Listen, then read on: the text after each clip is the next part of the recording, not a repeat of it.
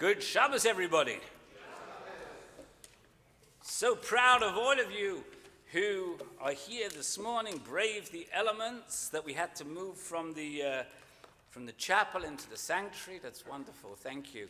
And for those of you who are joining us online again, as I say over and over again, thank you for your support. I know we have people not only from Quebec, but from as far as Newfoundland who are watching us. And so a shout out to you, Esther, and everybody in Newfoundland who I know has been snowed in for the last week. You know, the Jewish people are very big on remembering things that they're supposed to remember, things that they shouldn't remember. They're very big on remembering. And I got to tell you that you know as well as I do that 4 times a year we recite Yizkor, right? We do it on Pesach, Shavuot, Sukkot, and on Yom Kippur. And as regular as clockwork,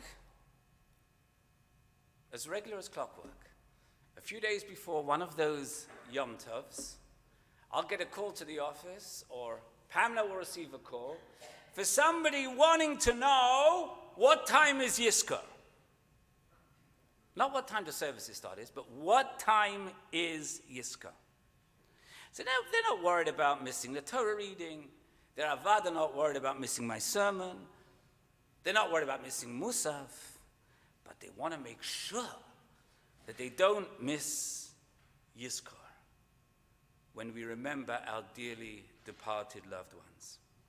The rabbis built so many ways of remembering Israel, remembering Jerusalem in particular, that after 2,000 years of destruction and exile, we were still eager to go back to Israel.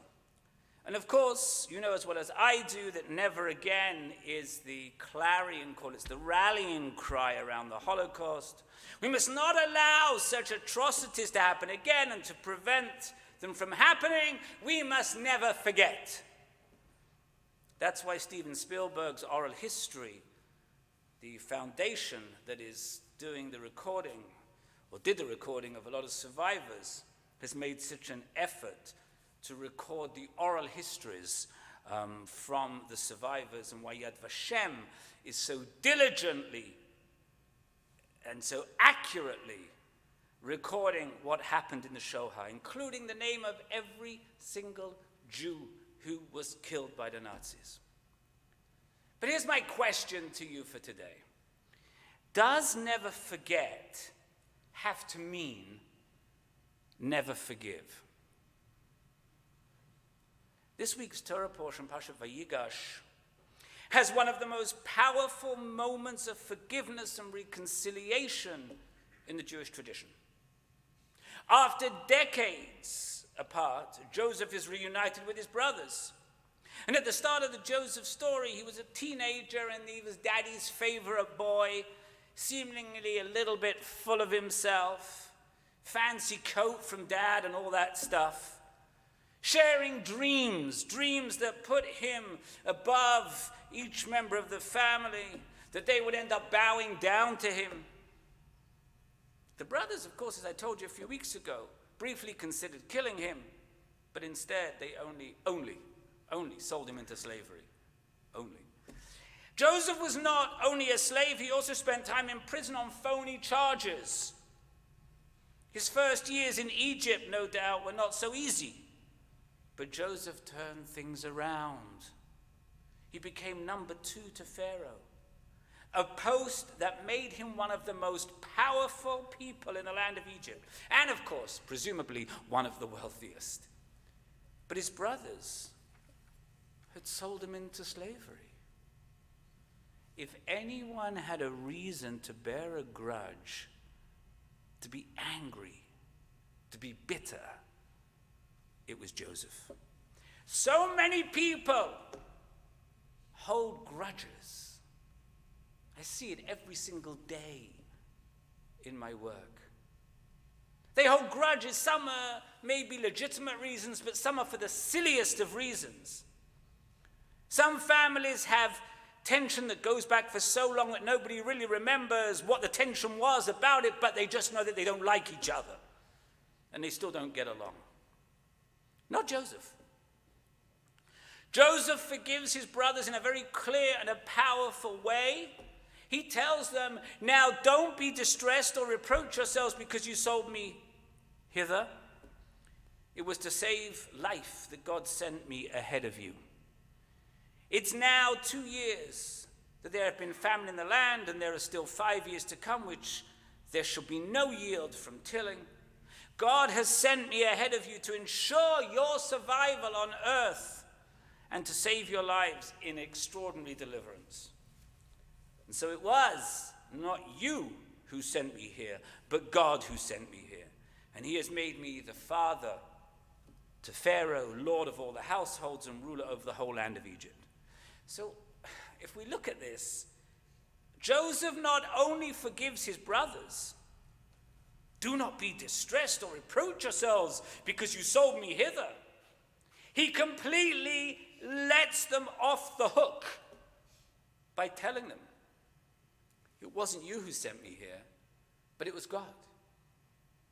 In telling his brothers it was God who sent him, that what happened was God's will, Joseph was reflecting exactly the same attitude displayed many, many thousands of years later by Rabbi Akiva when he writes in the Talmud, when the Talmud quotes, Rabbi Akiva says a man should always accustom himself to say, Kol da'avid Rahman alatav, which means whatever the All-Merciful does is for the good.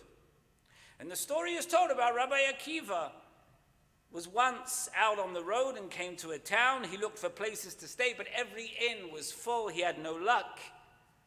He said, whatever the All-Merciful does is l'tova, is for good. And he went and he spent the night in an open field. He had with him a rooster, a donkey, and a lamp. And the story goes that a gust of wind came and blew out the lamp. A weasel came and ate the rooster. A lion came and ate the donkey. Rabbi Akiva said, whatever the All-Merciful does is for good. And the next morning, as he continues on his journey, he hears that bandits came in the night and murdered the inhabitants of the town. And so he said, Kol da'avid Rahman alatav. Whatever the All-Merciful does is all for good. Now, think about this. It's true that there are many occasions when something seemingly bad turns out to have been all for the best. There are many we can think of, many stories we can think of. But I've got to tell you something, as your rabbi. I reject the theology that everything happens for a reason. That there are bad things that happen with no redeeming features. An attitude of gamzula tova, this too was to the best, can be helpful as a way to avoid clinging to a bad event. But I do not buy the theology that everything happens for a reason. There are times when it is possible to put a positive spin on a situation. And even in such circumstances, we're better off if we can find a way to forgive. Rabbi Alan W, Zichrono Livracha, tells a story of meeting a woman named Abigail at protests against the death penalty outside of San Quentin prison in California. Abigail's daughter, Catherine, and her boyfriend were brutally murdered by a friend of the boyfriend who was strung out on drugs and suffering from psychotic, paranoid delusions. She struggled horribly in the aftermath of the murder. She had an unbelievable amount of anger and rage within her. She couldn't drive a car because as soon as she got behind the wheel, she'd start to cry so hard that she couldn't see the road. The police told her that she would be able to find peace after they found the murderer, arrested him, convicted him, and executed him. She believed it. But even after the murderer was found, even after he was arrested, convicted, and sentenced to die, she had no peace. And she realized she wouldn't have any peace after his execution. She eventually figured out that she would never get peace until she forgave Douglas, the man who murdered so brutally her daughter. She struggled with the idea for years. She thought in her heart that she had forgiven him, but she still felt no peace. A friend told her that she wouldn't have peace until she expressed her forgiveness directly to the murderer, to Douglas. Well, she, of course, Abigail, was furious. How dare her friend suggest such a diabolical thing? She knew what was in her heart, but eventually she realized that her friend was right. She sat down and she wrote a note.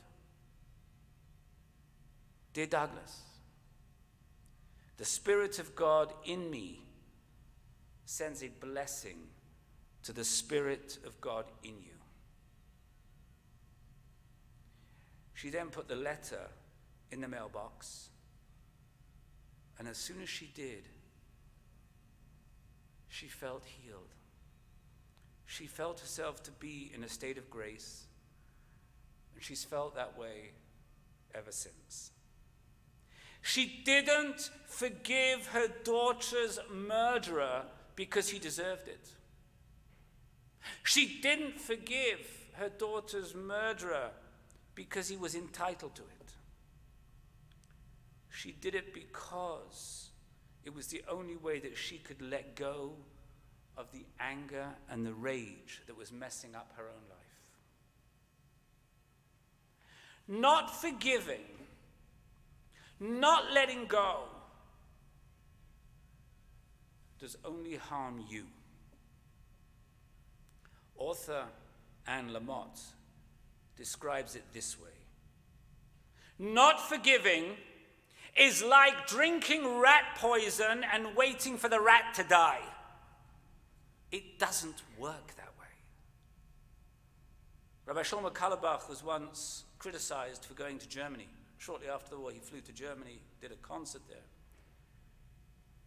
He was asked, how could a Jew possibly go to such a vile place only 20 years after the Holocaust? And he replied that if he had two hearts, he could give one over to hate and one over to love. But since he only had one heart, he reserved it for love. Forgiving doesn't mean forgetting. When Joseph reveals himself to his brothers, he tells them, I am your brother Joseph, whom you sold into slavery. He didn't need to say that. They knew what they'd done. But it's his way of saying that, I remember what you did. Clearly, Joseph didn't forget. But by finding it in his heart to forgive, he was able to move past the pain of the way his brothers had treated him. What I want you to remember is, and I forget who said this, I learned this many years ago, that forgiveness of somebody who offended you is a gift to yourself. And that's what we should remember. Forgiveness does not always lead to reconciliation. And that's okay too. But forgiveness is the gift to myself so that I can move on with my life. And so, if you know of anybody out there who's hurting because they don't want to let go, tell them what you learned here today. Shabbat Shalom.